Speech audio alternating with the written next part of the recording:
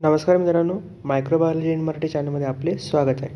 तर या व्हिडिओमध्ये आपण जेनेटिकली मॉडिफाईड ऑर्गॅनिझम म्हणजेच त्याला आपण शॉर्ट फॉर्ममध्ये GMO म्हणतो, त्याचं बायोरिमेडिएशनमध्ये काय यूज आहे तो आपण या व्हिडिओमध्ये पाहणार आहोत. तर चला तो व्हिडिओ सुरुवात करूया. हा एक ॲडव्हान्स अप्रोच आहे. याच्यामध्ये एन्व्हायरमेंटलचं जे काही रिस्टोरेशन आहे ते आपण करतो, ते आपण इन डिटेल पाहूयात. तर बायोरिमेडिएशन काय सगळ्यात पहिल्यांदा ते जाणून घेऊया. तर बायोरिमेडिएशन आपल्याला माहिती आहे लिव्हिंग ऑर्गॅनिझम म्हणजे मायक्रोब्स असतील, फंगस असतील, प्लांट्स असतील, याचं वापर करून जे एन्व्हायरमेंटल पोल्युटंट आहे सॉईल, वॉटर, एअरमधले त्याचं आपण डिटॉक्सिफिकेशन करतो किंवा डिग्रेडेशन किंवा रिमूव्हलेशन हे आपण करतो. तर या प्रोसेसद्वारे जे काही कंटॅमिनेटेड एन्व्हायरमेंट असेल ते नॅचरली किंवा सस्टेनेबल मेथड वापरून आपण जे काही हॅझर्डियस वेस्ट असेल त्याचं मॅनेजिंग करतो, तसंच आपण त्याचं क्लीनअप करण्याचं काम करत असतो. यालाच बायोरिमेडिएशन म्हटलं जातं. त्याच्यानंतर आपण जेनेटिकली मॉडिफाईड ऑर्गॅनिझम म्हणजे काय ते आता आपण पाहूयात.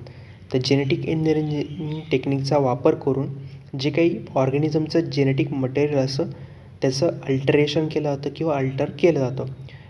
ह्या मॉडिफिकेशनद्वारे जे काही ऑर्गॅनिझमचं जी काही ॲबिलिटी आहे किंवा इन्हान्समेंट आहे किंवा त्याची एक्झिस्टिंग प्रॉपर्टीज आहे ती इन्क्रीज होते किंवा त्याची जी ॲबिलिटी आहे ती इन्क्रीज होण्यास मदत होते.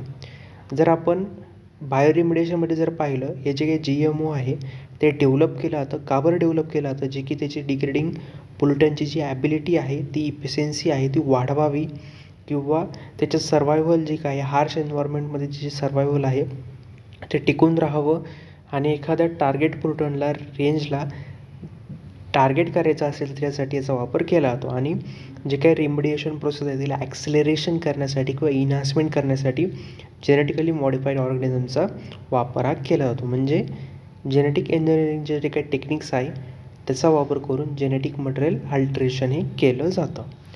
याला म्हणतात जेनेटिकली मॉडिफाईड ऑर्गॅनिझम. तर जेनेटिकली मॉडिफाईड ऑर्गॅनिझमचा बायोरिमेडिएशनमध्ये का यूज केला जातो ते आता आपण पाहूया.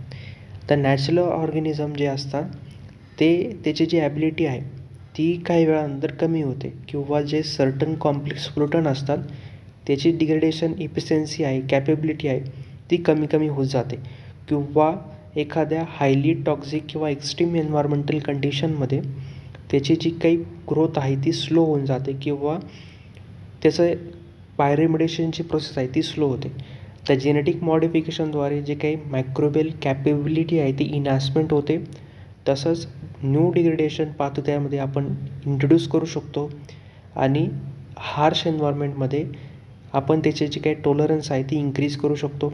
मल्टिपल डिग्रेडेशन जीन हे कंबाईन करून म्हणजे एखादा जर पोल्युटंटला डिग्रेड करणारा मायक्रोरिझम आहे त्याच्यात जे जे जीन आहे ते कलेक्ट करायचे, अशा बरेचशा जीन कलेक्ट करायच्या जे की वेगवेगळ्या पोल्युटंटला डिग्रेड करत आहे. तर मग एखाद्या सिंगल ऑर्गॅनिझममध्ये त्याचे डिग्रेडेशन करणारे जीन आहे ते कंबाईन करायचे, एक नवीन ऑर्गॅनिझम तयार करायचा किंवा जीन तयार करायचा आणि त्याच्यामुळे जे काही पूर्ण जे एक्झाम्पल जर घेतलं 5 जर पोल्युटंट डिग्रेड करणारे मायक्रोरिझम आहे स्पेसिफिक 5 पोल्युटंटला डिग्रेड करण्यासाठी, तर मग ते एकाच ऑर्गॅनिझममध्ये टाकायचे आणि एकच ऑर्गॅनिझम त्या 5ही पोल्युटंटला डिग्रेड करण्यासाठी काम करायचं.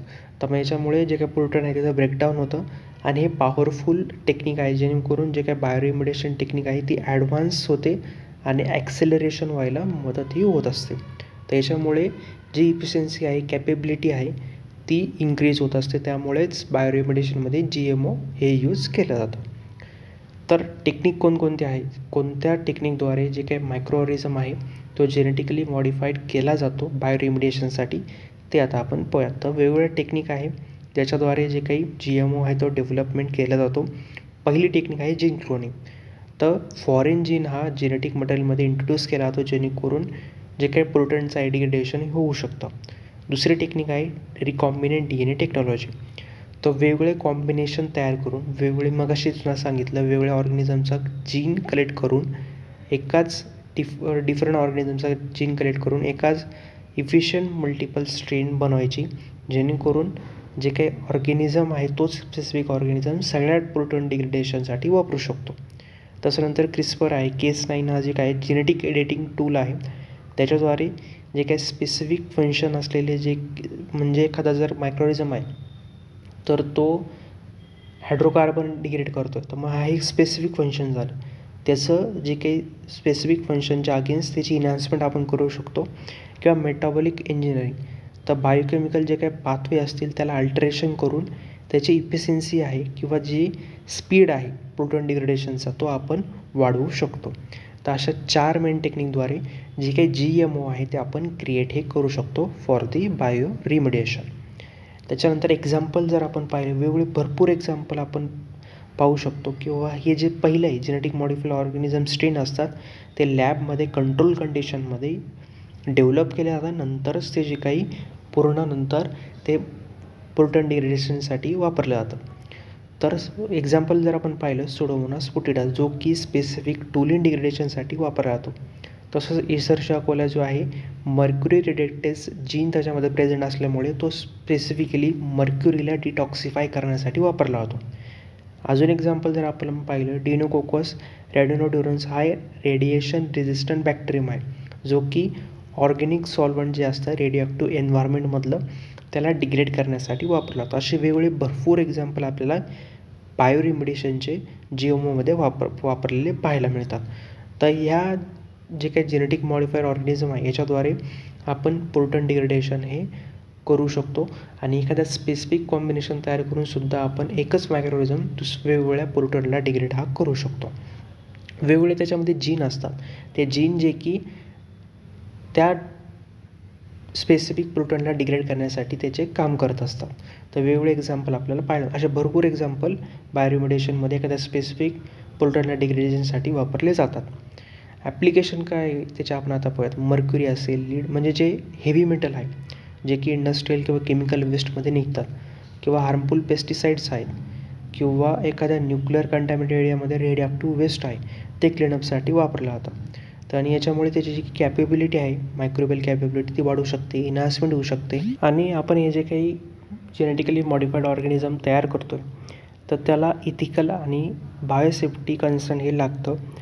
जर गव्हर्नमेंटचं जर अप्रुव्हल त्याच्यासाठी नसेल तर त्याच्यामुळे काय होऊ शकतं, जो मायक्रोऑर्गॅनिझम बनलेला आहे पण त्याचा इफेक्टसुद्धा एन्व्हायरमेंटमध्ये होऊ शकतो. त्याच्यासाठी बायोसेफ्टी आणि इथिकल कन्सर्न असलेलं खूप गरजेचं आहे, जेणेकरून जे काही जीन ट्रान्सफर केलेलं आहे किंवा जे काही नेटिव्ह मायक्रोबियल पॉप्युलेशन आहे त्यालासुद्धा धोका होऊ शकतो.